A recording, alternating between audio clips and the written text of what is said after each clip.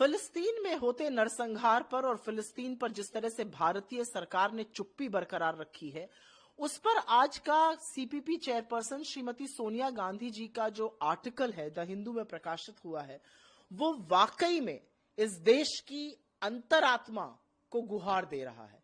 इस देश की एक नैतिक धुरी रही है, उसके बारे में वो मोदी सरकार को आगाह करा रही है, उसको याद दिला रही है। और उन्होंने आगे ये भी कहा कि सरकार को जस्टिस के लिए बिना डिले के साथ आवाज उठानी चाहिए।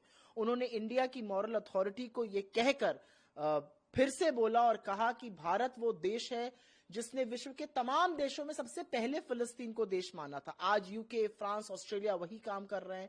193 देशों में से करीब 150 से ज्यादा देश फिलिस्तीन को मान चुके हैं। और जिस तरह का ह्यूमन ट्रेजेडी वहां पर अनफोल्ड हो रही है, जिस तरह से वहां पर बर्बरता हुई है बच्चों के साथ, महिलाओं के साथ, वहां के लोगों के साथ, उसके बारे में सोनिया गांधी जी ने जो चित्र अंकित किया है वो किसी की भी रूह कांप सकता है।